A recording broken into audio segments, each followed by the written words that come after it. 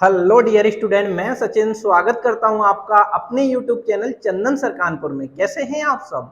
I hope आप सब बहुत अच्छे होंगे। जैसा कि आप सब जानते हो, मैथ में बड़ा ही प्यारा चैप्टर चल रहा है। The name of the chapter is profit and loss, जिसे हिंदी में लाभ एवं हानि बोलते हैं। ये बहुत ही अच्छा चैप्टर है।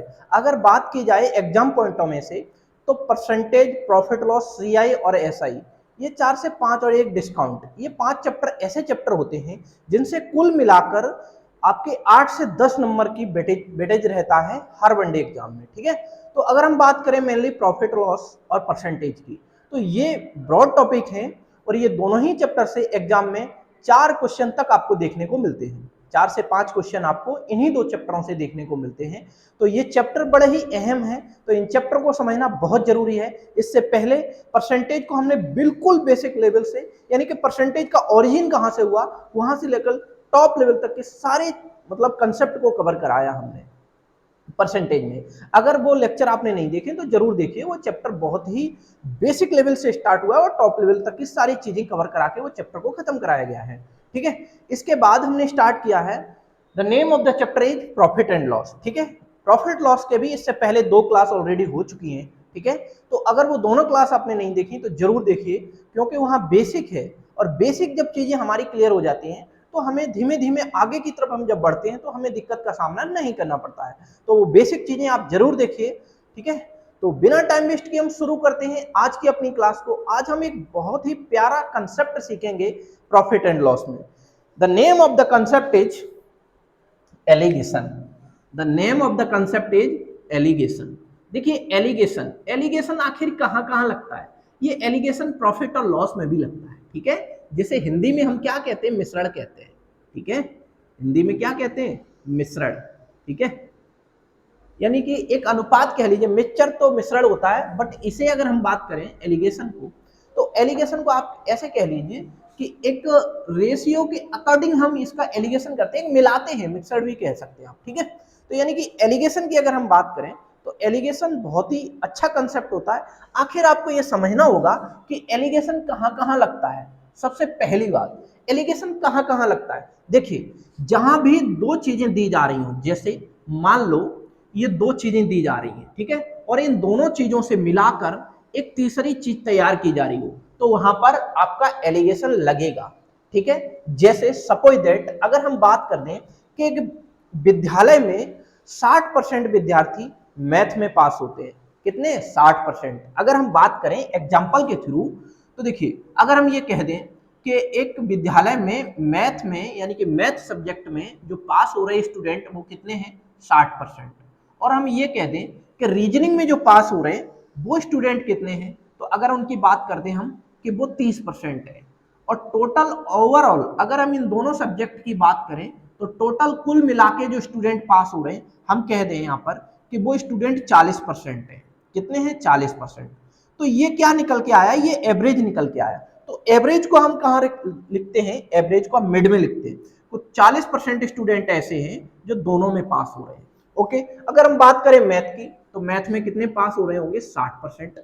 और रीजनिंग में कितने पास हो रहे हैं? रीजनिंग में 30%।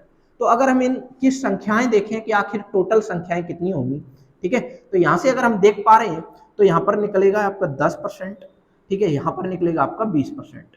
तो अगर हम बात करें और ये भी कह दें कि टोटल उस विद्यालय में जो ये दोनों सब्जेक्ट ले रहे हैं, टोटल अगर स्टूडेंट की हम बात कर दें, इन सब्जेक्ट जो ले रहे हैं टोटल स्टूडेंट की बात करें, हम कह दें कि 600 स्टूडेंट हैं, तो आपको ये बताना कि मैथ में कितने स्टूडेंट पास हुए। तो मेरे भाई, मेरे अकॉर्डिंग कितने स्टूडेंट आ रहे हैं? 1:2, यानी कि दोनों में कितने आ रहे हैं? 3। मेरे अकॉर्डिंग 3 स्टूडेंट है टोटल, बट क्वेश्चन के अकॉर्डिंग 600 है। तो एक यूनिट का मान कितना आ गया? 200 आ गया। ठीक है, जब एक यूनिट का मान 200 आ गया तो रीजनिंग वाले कितने होंगे? 400, क्योंकि एक यूनिट का मान 200 तो 2 यूनिट का मान 400। अगर हम बात करेंगे मैथ की, तो मैथ में कितने हो जाएंगे? एक यूनिट का मान कितना है? 200, तो आप यहाँ कह पाओगे 200। देखो, 200 मैथ वाले आ गए और 400 रीजनिंग वाले आ गए, टोटल कितने हो गए? 600 हो गए। आई होप ये कंसेप्ट आपको क्लियर होने लग रहा होगा। अभी और आगे की तरफ बढ़ रहे हैं। ठीक है, अभी आपको और बारीकी से सारी चीजों को क्लियर कराते हैं। जरा आगे बढ़ो, एक और एग्जाम्पल हम आपको इसका दे रहे हैं जिससे कि आपको ये कंसेप्ट अच्छे तरीके से क्लियर हो जाए। ठीक है, एलिगेशन बहुत ही प्यारा कंसेप्ट होता है। जहां से आप अपनी चीजों को स्ट्रॉन्ग कर पाते हैं और बहुत ही कम समय में सवाल का आंसर भी कर पाते हो। ठीक है, तो एलिगेशन कहां लगेगा? एलिगेशन वहां लगेगा जहां तीन भाइयों का कंसेप्ट है। आप ऐसे याद रखोगे, तीन भाई होंगे। कैसे कैसे होंगे वो तीन भाई? एक भाई बड़ा होगा, एक भाई छोटा होगा और एक भाई बीच का होगा। ठीक है, अगर हम बात करें कहां लगेगा, एक नंबर बिग होगा, बड़ा होगा। ठीक है, दूसरा नंबर आपका मिड होगा, मिडिल। ठीक है, मिडिल यानी कि मध्य नंबर होगा। और तीसरा जो नंबर होगा वो कौन सा नंबर होगा? आपका स्मॉल नंबर होगा। ठीक है, वहां आपका एलिगेशन लग जाएगा। ठीक है, अगर हम बात करें तो ये जो मिड होता है इन दोनों का एवरेज निकल के आता है। क्या निकल के आता है? एवरेज। ओके, जैसे सपोज दैट अगर हम बात कर दें कि तीन नंबर है कोई, ठीक है, अगर हम तीन नंबरों की बात करें तो उनका एवरेज अगर हम देखें, जैसे सपोज दैट पहला नंबर एक है, दूसरा नंबर दो है, तीसरा नंबर तीन है। अगर हम इन तीनों के एवरेज की बात करें तो एवरेज क्या होगा? इन तीनों का योग बटे इनकी नंबर ऑफ क्वांटिटी, कितनी क्वांटिटी है। ठीक है, तो अगर हम बात करें तीनों का जोड़ दें तो तीनों का मान कितना आ जाएगा? जरा देखिए, ये मेरे अकॉर्डिंग तो मिड वाला क्या होगा? एवरेज होगा। आप जरा तीनों को जोड़ के आप पहले निकालिएगा। तीन और तीन छह और दो कितना हुआ? आठ। नहीं सॉरी, तीन और दो पांच और एक छह हो गया, कितना हुआ? छह। ये कितने नंबर है? एक दो तीन। अगर हम तीन से भाग दे दें तो कितना निकल के आएगा? एवरेज। एवरेज दो निकल के आया। तो कहने का मतलब इतना निकल के आया मात्र कि जो मिड वैल्यू, जो एवरेज अगर दिया जा रहा है किसी भी क्वेश्चन में, अगर वहां दो वस्तुएं हैं और दोनों वस्तुओं का वहां एवरेज अगर दिया जा रहा है तो वहां एलिगेशन लगेगा। ओके, वहां एलिगेशन लगेगा। आइए आगे की तरफ बढ़ रहे हैं हम, जरा देखिएगा एलिगेशन कहां कहां लगेगा और किस तरीके से लगेगा। अगर देखो हम एलिगेशन लगा रहे हैं प्रॉफिट और लॉस में, हम जो चैप्टर पढ़ रहे हैं, कौन सा चैप्टर पढ़ रहे हैं? Profit and loss. अगर हम प्रॉफिट लॉस में एलिगेशन लगा रहे हैं तो देखो, हम अगर एलिगेशन लगा रहे हो एसपी में, हम अगर एलिगेशन लगा रहे हो एसपी में, ठीक है, SP1 SP2, अगर हम एलिगेशन एसपी में लगा रहे हैं, ठीक है, तो आपको ये समझना होगा कि जरा देखिएगा यहां पर जो एसपी होगा यानी कि एसपी का मीन होगा, मीन मतलब उसका माध्य होगा, आप ऐसे कह लीजिए उसका एवरेज होगा। ठीक है, तो इसके बाद जो फाइनली कंक्लूजन निकलेगा, ठीक है, जो फाइनली कंक्लूजन निकलेगा वो किस पर निकल के आएगा? अगर हम ये कह दें कि 10% का प्रॉफिट यहाँ, 10% का प्रॉफिट आया यहाँ पर, टोटल मिला के ऐसे कह दें 10% का लॉस, दूसरे पे 10% का प्रॉफिट और टोटल मिला के आपको 5% का प्रॉफिट होता है, तो इन दोनों का अनुपात बताइए। तो जो यहाँ निकल के आएगा, यदि हम एसपी में एलिगेशन लगा रहे हैं तो एलिगेशन लगाने के बाद जो कंक्लूजन निकल के आएगा वो सीपी का मान होगा। क्या होगा? CP1 CP2। ओके, यानी कि आप ऐसे कह सकते हो कि यहाँ पर प्रॉफिट में आप एलिगेशन लगा रहे थे, आप ऐसे मान के चलो एलिगेशन किस में लगा रहे थे? प्रॉफिट। और प्रॉफिट और लॉस किस पर काउंट होते हैं? आप ऐसे मान लो कि आप प्रॉफिट में एलिगेशन लगा रहे हो। प्रॉफिट और लॉस किस पर काउंट होते हैं? अगर बात करें हम प्रॉफिट की तो प्रॉफिट और लॉस किस पर काउंट होते हैं? प्रॉफिट और लॉस ऑलवेज सीपी पर काउंट किए जाते हैं।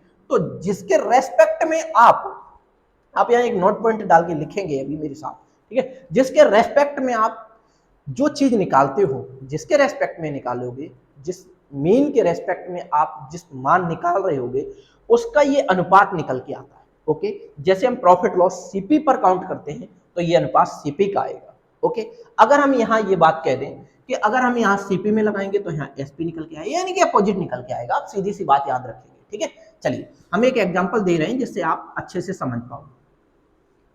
आप यहाँ पे एक नोट पॉइंट डाल के सबसे पहले लिखो, उसके बाद हम एग्जाम्पल के माध्यम से एक आध क्वेश्चन समझाते हुए फिर आपको क्वेश्चनों की शुरुआत कराते हैं। जरा देखिएगा, अब जरा इधर समझिएगा मेरी बात को। एक नोट पॉइंट डाल लो आप और उस नोट पॉइंट में लिखो जरा क्या लिखना है आपको। नोट पॉइंट में ये लिखना है कि एलिगेशन में मीन, एलिगेशन में मीन यानी कि माध्य, मीन जिसके रेस्पेक्ट में, जिसके रेस्पेक्ट में निकाला जाता है, निकाला जाता है फाइनली अनुपात, फाइनली अनुपात यानी कि रेशियो उसी का आता है, आता है। ठीक है, आप ऐसे यहां पर लिख लीजिए एग्जांपल के तौर पर। जैसे अगर हम प्रॉफिट लॉस में एलिगेशन लगा रहे हैं तो प्रॉफिट लॉस किस पर काउंट किए जाते हैं? सीपी पर काउंट किए जाते हैं, इसलिए आपका जो अनुपात निकल के आएगा वो सीपी का निकल के आएगा। ठीक है, CP1 CP2। आप इस बात को नोट कर लो अच्छे से, ठीक है। फिर हम आगे बढ़ेंगे और क्वेश्चनों की शुरुआत करेंगे, एक एक करके सारे क्वेश्चनों को करेंगे। ओके, जरा समझिएगा आप लोग। यहाँ पे आपको इतनी बात अच्छे से क्लियर होने लग रही होगी। चलिए मैं इसको इरेज करता हूं और आगे की तरफ बढ़ता हूं, जरा समझो। आगे की तरफ बढ़िएगा आप लोग और अगले क्वेश्चनों की तरफ जरा फोकस करेंगे आप लोग। जैसे सपोज दैट हमने यहाँ ये कह दिया कि दो वस्तुएं हैं मेरे पास। कितनी वस्तुएं? दो वस्तुएं। एक वस्तु पर हमें 20% का प्रॉफिट होता है, ठीक है, और दूसरी वस्तु पर हमें 10% का लॉस होता है। कुल मिला के ना तो हमें प्रॉफिट होता है ना ही हमें लॉस होता है। या ऐसे कह लो, आप ऐसे समझो, पहले तो एक वस्तु पर हमें 20% का प्रॉफिट हो रहा है, दूसरी वस्तु पर हमें 10% का लॉस हो रहा है। कुल मिला के हमें 5% का प्रॉफिट होता है। कुल मिला के हमें कितने का प्रॉफिट हो रहा है? कुल मिला के हमें 5% का प्रॉफिट हो रहा है। क्या हो रहा है? प्रॉफिट, ठीक है। अब जरा आप मेरे को ये बताइएगा, इन दोनों का सीपी का अनुपात क्या होगा, यानी कि दोनों का जो क्रय मूल्य होगा वो क्या होगा, अनुपात में बताना है। मेरी बात बताइएगा मेरे भाई। देखो मैंने आपको बताया था ये क्या होगा, ये मीन निकल के आएगा। तो जरा देखो यहाँ पे 5% आप लिखिएगा, जो प्रॉफिट है उसे प्लस में आपने लिख लिया, जो लॉस है उसे आपने माइनस में लिख लिया, ठीक है। अब जरा हम यहाँ एलिगेशन लगा रहे हैं, जरा एलिगेशन लगाइएगा। तो हमेशा बड़े वाले डेटा में से छोटा वाला डेटा घटाया जाता है, ये बात बहुत अच्छे से क्लियर है आप सबको, ठीक है। तो अगर हम 20 में से 5 को घटाएंगे तो कितना बचेगा, जरा बताइएगा? 15, ठीक है। अगर हम 5 में से -10 घटाएंगे तो कितना आएगा? 15। तो मेरे अकॉर्डिंग इन दोनों का जो मान निकल के आएगा 1:1 आ गया। अगर हम ये कह दें सवाल में कि दोनों वस्तुओं का क्रय मूल्य 500 रुपए है। कितना है? 500 दोनों का क्रय मूल्य। तो आप हमें ये बताइए कि 20% लाभ पर बेची गई वस्तु का क्रय मूल्य क्या होगा। तो आप कह पा रहे हो यहां दोनों वस्तुओं का क्रय मूल्य मेरे अकॉर्डिंग 1:1 है, इसका मतलब मेरे अकॉर्डिंग 2 हुआ दोनों का क्रय मूल्य, ठीक है। बट क्वेश्चन के अकॉर्डिंग कितना है? 500। तो आप यहां से एक बात बहुत अच्छे से कह पा रहे होगे कि एक वस्तु का क्रय मूल्य कितना आ जाएगा? 250, यानी कि 250 रुपए में दोनों ही वस्तुएं खरीदी जा रही होंगी, ठीक है। अगर आपसे 20% प्रॉफिट की बात की जाए तो प्रॉफिट वाली भी एक है, अगर 10% लॉस की बात की जाए तो लॉस वाली भी एक है। ओके, आई होप इतनी बात बहुत अच्छे से क्लियर होने लग रही होगी, ठीक है। तो हम आगे की तरफ बढ़ रहे हैं, ठीक है। चलिए अब जरा हम क्वेश्चनों की शुरुआत कर रहे हैं, आप एक एक करके सारे क्वेश्चनों के जवाब करते चलोगे मेरे साथ साथ, ठीक है। और एक अपनी नोटबुक बना लो जिससे कि ये सारे कंसेप्ट आप अपनी नोटबुक में नोट कर पाए, जिससे कि जब भी आपका एग्जाम हो, ठीक है, तो आप इन सारे क्वेश्चनों की क्विकली रिवीजन करके आप अपने एग्जाम हॉल में जा सके। ओके, चलिए हम शुरू कराते हैं जल्दी से। अब जरा क्वेश्चन नंबर 1 की तरफ फोकस करिए कि क्वेश्चन नंबर 1 क्या है। आखिर क्वेश्चन नंबर 1 की तरफ फोकस करिएगा। देखो आप एलिगेशन मेथड पढ़ रहे हैं, बहुत ही प्यारा मेथड है। देखिए सवाल ये कह रहा है कि एक व्यक्ति एक मेज तथा एक कुर्सी 500 रुपए में खरीदता है। देखो सवाल क्या है, एक तो मेज है, एक तो टेबल है और एक कुर्सी है। दोनों को कितने में खरीदता है? वो दोनों को 500 रुपए में खरीदता है। दोनों का जो सीपी है वो कितना है? 500 है। देखो एक टेबल और एक कुर्सी, यानी कि एक चेयर और एक क्या है? टेबल, दोनों को कितने में खरीदता है? वो 500 रुपए। 500 उसका क्या है? सीपी है। ओके, अब जरा आगे बढ़ो। वो ये कह रहा है कि मेज को 10% हानि पर, मेज को कितनी हानि पर? देखो जरा, टेबल को 10% लॉस पर, 10% लॉस पर बेच रहा है, ठीक है। और आगे क्या कह रहा है सवाल? आगे ये कह रहा है कि कुर्सी को, चेयर को 10% के प्रॉफिट पर बेच रहा है, 10% के प्रॉफिट पर बेच रहा है। और आगे सवाल क्या कह रहा है? आगे ये कह रहा है सवाल कि कुल मिला के उसे 10 रुपए का प्रॉफिट होता है। कितने का? 10 रुपए का प्रॉफिट होता है। 10 रुपए का टोटल उसे प्रॉफिट होता है। टोटल प्रॉफिट कितने का होता है? टोटल प्रॉफिट की अगर हम बात करें तो टोटल प्रॉफिट उसे 10 रुपए का होता है। मेरे भाई आप इस सवाल में एक चीज बहुत अच्छे से समझने लग रहे होंगे कि हमें पहले मीन निकालना पड़ेगा। और मीन निकालने के लिए एक बात बताओ, 10 रुपए का प्रॉफिट किस पर हो रहा है? ये 10 रुपए का प्रॉफिट किस पर हो रहा है? ये सीपी पर हो रहा है। प्रॉफिट और लॉस ऑलवेज सीपी पर काउंट किए जाते हैं, यानी कि क्रय मूल्य पर निकाले जाते हैं। तो 10 रुपए का लाभ 500 पर हुआ तो 100 पर कितना होगा मेरे भाई? जल्दी बताओ आप। 2% का। अब हमने सारा डेटा परसेंटेज में कन्वर्ट कर लिया। एक बात बताओ, अब इस सवाल की तरफ फोकस करो। जो टेबल है आपकी उसे 10% के लॉस पर बेचा जा रहा है, तो हमने माइनस में लिख लिया 10% लॉस। और चेयर को 10% के प्रॉफिट पर बेचा जा रहा है, हमने यहाँ लिख लिया 10% प्रॉफिट। कुल मिला के अगर जो मीन निकाला जाए तो मीन यानी कितना निकल के आ रहा है 2% प्रॉफिट। ओके, अब जरा देखो हम यहाँ एलिगेशन लगाएंगे और एलिगेशन लगाने के बाद हमें यहाँ क्या मिलेंगे CP1 CP2। क्यों कि 10% प्रॉफिट या लॉस पर बेचा जा रहा है, इसका मतलब ये क्या है विक्रय मूल्य है। ओके, तो विक्रय मूल्य में जब आप एलिगेशन लगाते हो तो क्रय मूल्य निकल के आता है। अब जरा फोकस करिए, अगर हम 10 में से 2 घटाएं तो यहाँ कितना आ जाएगा जरा बताइएगा। 10 में से अगर आप 2 घटाओगे मेरे भाई तो 8 आएगा यहाँ पर। ठीक है, अब जरा आगे बढ़ जाओ, अगर आप 2 में से 10 घटाओगे, एक बात बताओ, जब आप 2 में से 10 घटाओगे तो कितना आएगा, तो 12 आएगा। क्यों, हमेशा बड़े वाले में से छोटा वाला घटाया जाता है। एक बात समझिएगा, जैसे आप 2 में से -10 घटाओगे तो ये माइनस माइनस मिलके क्या बना लेंगे प्लस, और यहाँ पे कितना आ जाएगा 12%। ओके, इतनी बात आई होप समझ पा रहे होंगे। ठीक है, चलिए अब मेरे अकॉर्डिंग दोनों का सीपी टोटल कितना हुआ 12 8 20, बट क्वेश्चन के अकॉर्डिंग कितना है 500। आप एक बात बताओ मेरे भाई, आप एक बात बताइएगा कि जब आपने 10% के लॉस पर उसे बेचा और 10% के प्रॉफिट पर उसको बेचा, तो आपको ये बताना होगा एक यूनिट का मान कितना आ जाएगा। एक यूनिट का मान 25 आ गया। जब एक यूनिट का मान 25 आ गया तो आपको पूछा क्या गया है, आपसे ये पूछा जा रहा है तो कुर्सी का क्रय मूल्य बताओ। तो कुर्सी का क्रय मूल्य कितना है, देखो कुर्सी का चेयर का क्रय मूल्य मेरे अकॉर्डिंग 12 यूनिट है। एक यूनिट का मान 25 है तो 12 यूनिट का मान कितना होगा 25 गुणे 12। तो आप यहां से देख पा रहे होंगे 25 दूनी 50, 25 से कम 25 और 5 30, कितना आ जाएगा कुर्सी का 300। तो यानी कि कुर्सी का जो चेयर का जो क्रय मूल्य आएगा वो 300 आएगा। अगर हम बात करें टेबल की तो टेबल का कितना आ जाएगा जरा देखो, 25 अट्ठे 200, टेबल का कितना आ जाएगा 200। ओके, इतनी बात सबको क्लियर होने लग रही होगी। ठीक है, चलिए अगर इतनी बात क्लियर होगी तो आप इसका स्क्रीनशॉट ले लो, हमने दोनों ही मान निकाल दिए। ओके, चलो आगे की तरफ बढ़ो और अगले क्वेश्चन का आप सब करेंगे जवाब। जरा अगला क्वेश्चन देखो, अगला क्वेश्चन क्या है आखिर। तो एलिगेशन बहुत ही प्यारा कंसेप्ट है, इसे समझिएगा। इसके बाद एक एक करके सारे टाइप कराएंगे जिससे कि आपको दिक्कत का सामना ना करना पड़े और आपका अच्छे से ये चैप्टर भी कंप्लीट हो जाए। चैप्टर ही नहीं बल्कि पूरा मैथ अच्छे से कंप्लीट करा देंगे आपको। ओके, चलिए अगला क्वेश्चन देखिएगा। एक दुकानदार 750 रुपए में 2 कुर्सियां खरीदता है। 2 कुर्सियां, चेयर 1 प्लस चेयर 2, 2 कुर्सियां 750 में वो खरीद रहा है, यानी कि ये क्या है सीपी।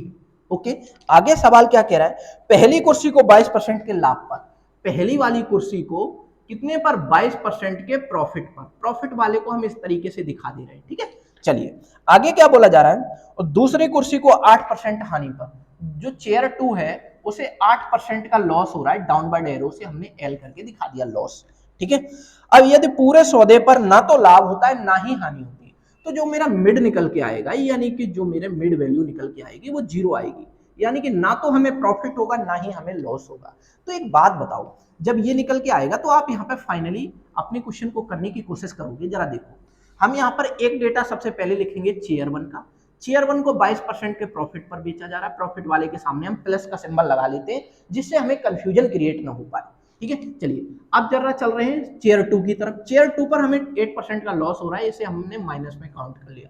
ना तो हमें प्रॉफिट हो रहा ना तो हमें लॉस हो रहा, तो हम 0 पर आ गए।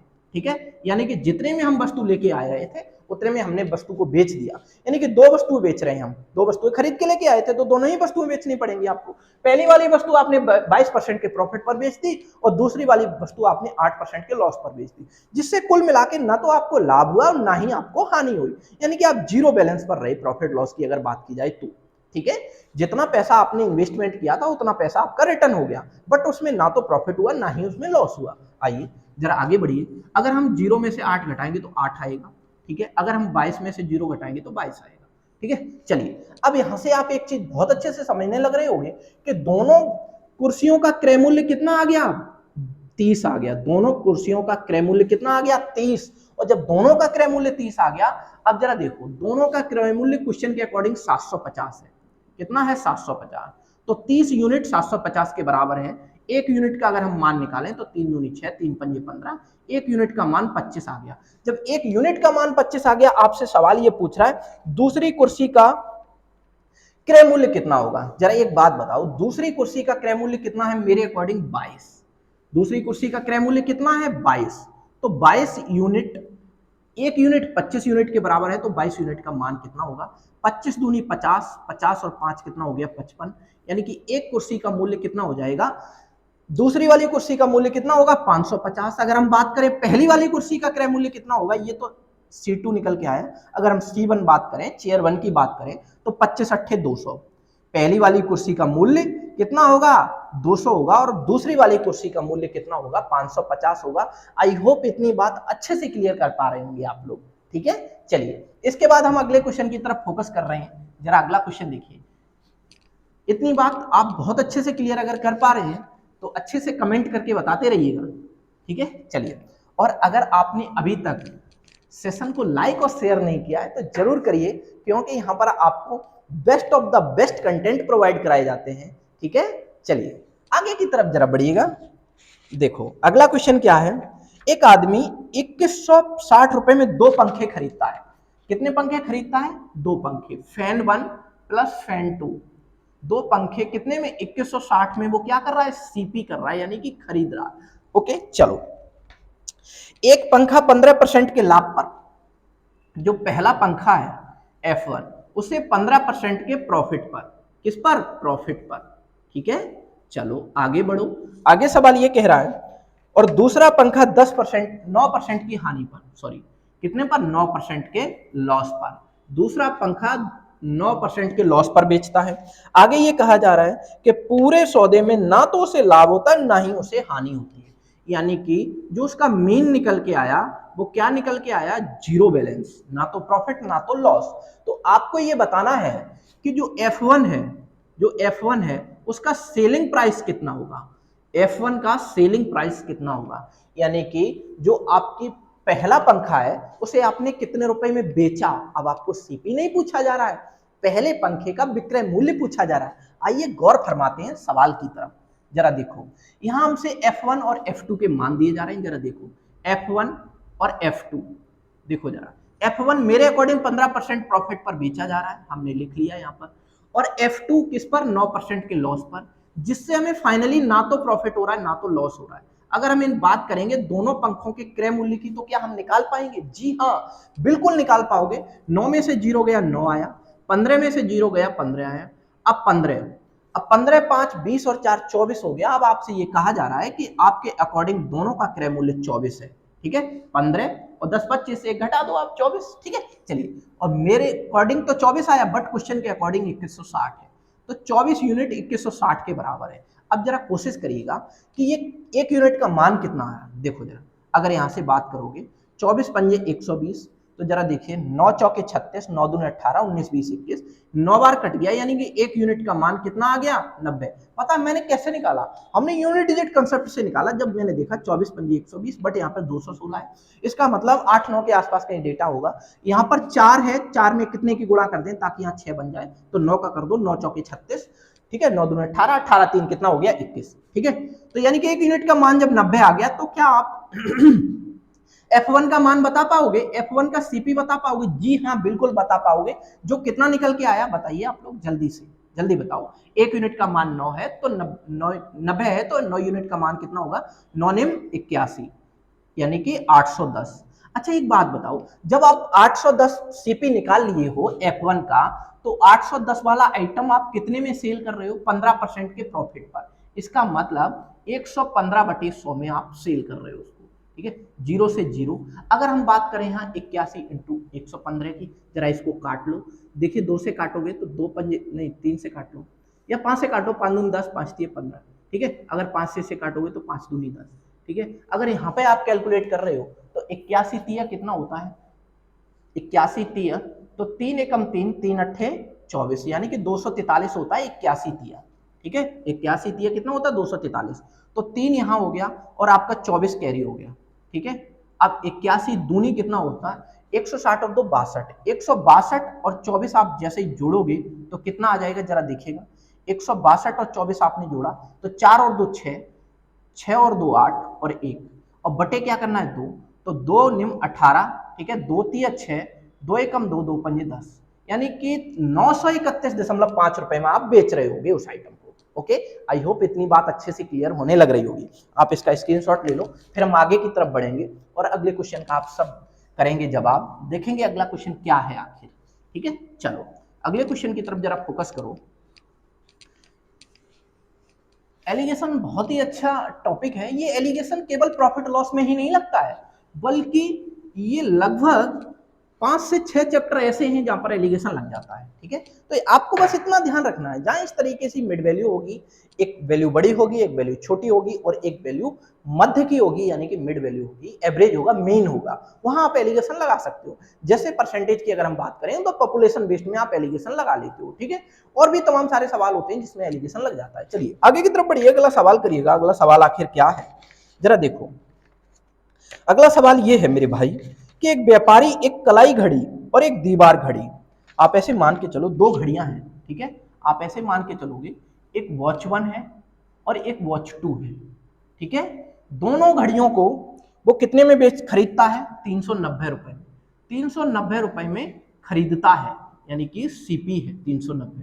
फिर वो क्या करता है, उन्हें बेचकर कलाई घड़ी पर यानी कि 10% का लाभ। इसका मतलब वॉच 1 पर वो 10% का प्रॉफिट कमाता है, 10% का प्रॉफिट कमाता है। ओके, चलो आगे की तरफ बढ़ो।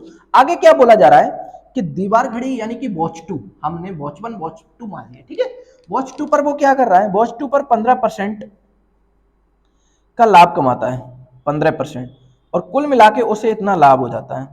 ठीक है, सॉरी 15% की वो क्या करता है, वो 15% का लाभ कमाता है। हाँ ठीक है, 15% का प्रॉफिट कमाता है। ठीक है, दोनों पर प्रॉफिट कमा रहा है, एक पर 10% दूसरे पर 15%, और कुल मिला के उसे 51.50 रुपए का प्रॉफिट होता है। आपको ये बताना होगा मेरे भाई कि आखिर वॉच 1 और वॉच 2 की मूल कीमतों में क्या अंतर है, यानी कि जो वॉच 1 और वॉच 2 है इन दोनों के सीपी में अंतर बताना है। किसमें अंतर बताना है? इन दोनों के सीपी में अंतर बताना है आपको। ये आपका सवाल है। आप लोग समझ तो पा रहे होंगे कि दो घड़ियां हैं वॉच 1 वॉच 2 जिन्हें 390 रुपए में खरीदा जाता है।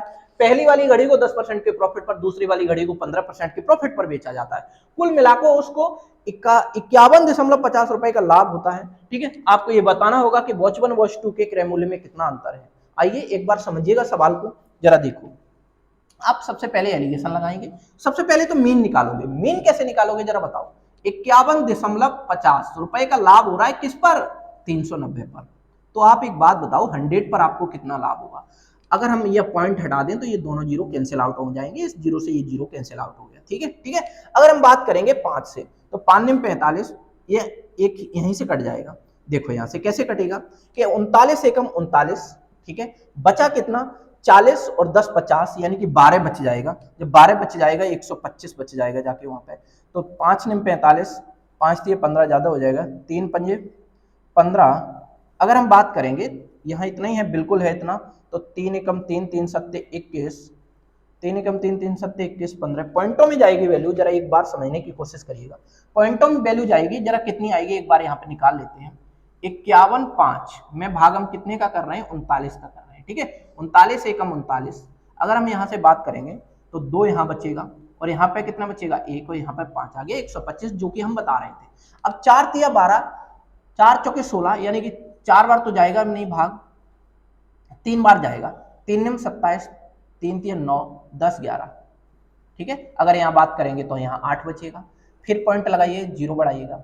अगर जीरो बढ़ा लिया आपने तो दूनी, यानी कि 2 बार फिर भाग चला जाएगा। जब 2 बार भाग जाएगा तो 2 में 18, 2 तिया 6 और 1 7। ठीक है, अगर हम इतनी सी बात करें केवल 13.2 रुपए का उसे लाभ हो रहा है कुल मिला के। अगर हम बात करें बस हमें 13.2 तक हमें मान मिल गया, बस हमारा काम चल जाएगा। ठीक है, अब जरा देखो वॉच 1 पर अगर हम बात करें तो कितने परसेंट का प्रॉफिट हो रहा है? 10% का। और वॉच 2 की अगर हम बात करें तो कितना परसेंट प्रॉफिट हो रहा है? 15% का। अगर हम इन दोनों में सब्ट्रैक्ट करके इनके मान निकाल रहे हैं तो देखो जरा, अगर 13.2 में से अगर 10 घटा रहे हैं तो 3.2 बच रहा है। ठीक है, अगर हम बात करें 15 में से अगर हम 13.2 घटा रहे हैं तो हम सीधा सीधा कितना घटाएंगे? 14 घटाएंगे। ठीक है, तो 15 में से 14 गया, कितना बचा? 1 बचा, बट यहाँ पर कितना और बचेगा? 1.8 बचेगा। ठीक है, अब जरा देखो, देखो यहाँ से, यानी कि मेरे अकॉर्डिंग जो मान आया वो कितना आ गया? 40 और 10 50। ठीक है, 50 आ गया, बट क्वेश्चन के अकॉर्डिंग कितना है? 390। आपसे पूछा क्या गया? इन दोनों के सीपी में अंतर पूछा गया है। ठीक है, अगर हम इन दोनों के सीपी में अंतर देखेंगे तो अंतर कितना निकल के आ रहा है जरा बताइएगा, आप लोग जरा जल्दी से बताइएगा। सबसे पहले तो हम ये देखेंगे इन दोनों का जो मान होगा वो कुल मिला के कितना होगा, 40 और 10 50 होगा। 50 यूनिट किसके बराबर होगा, 390 के, क्योंकि 390 दोनों का खरीद है। 0 से 0, अगर 5 से इसे काटोगे तो लगभग 5 अट्ठे 40, लगभग 7 पॉइंट कुछ आएगा। देखो 5 सत्ते 35 और 5 अट्ठे 40, ठीक है, 7.8 आएगा। एक यूनिट का मान 7.8 है। अगर इन दोनों में बात करें तो कितने का अंतर है, यही बात आपसे पूछी जा रही है। तो 12 में से 8 गए 4, ठीक है, इन दोनों में अंतर हम देख रहे हैं। तो 12 में से 8 गए 4, ठीक है। अगर हम यहाँ बात करेंगे 2 में से 1 गया कितना, 1, तो 14 गुणे 7.8, 14 अट्ठे 112, ठीक है, ठीक है, 14 अट्ठे 112, 14 सत्ते 98, 98, 99, 10, 99 और 10 जरा आप जोड़ोगे तो 109, ठीक है। अगर हम बात करेंगे तो 109 पॉइंट कुछ करके आ जाएगा इन दोनों के बीच में अगर अंतर देखोगे, ठीक है। आप इसका स्क्रीनशॉट ले लो अच्छे से, ठीक है, आप इसका स्क्रीनशॉट ले लो, 109.2 करके आ जाएगा, ठीक है, यही मान होगा इन दोनों में अंतर, ठीक है। ये करेक्ट आंसर है आपका, बिल्कुल, ठीक है। आप इसका स्क्रीनशॉट ले लो। फिर हम आगे की तरफ बढ़ रहे हैं, क्योंकि थोड़ा सा कैलकुलेशन पॉइंटों में से बन गया। वैसे आप कर सकते हो, हम समझाते हुए आपको बता रहे थे, इसलिए थोड़ा सा टाइम टेकन हुआ, बट इसमें कुछ भी नहीं है, ठीक है। आपको तरीका समझ में आना चाहिए, आप बहुत आसान तरीके से कर पाओगे, ठीक है। चलो आगे की तरफ बढ़िएगा इसके बाद, और अगला क्वेश्चन आप करेंगे। जरा देखो अगला क्वेश्चन क्या है आखिर, उस क्वेश्चन की तरफ जरा फोकस करिएगा।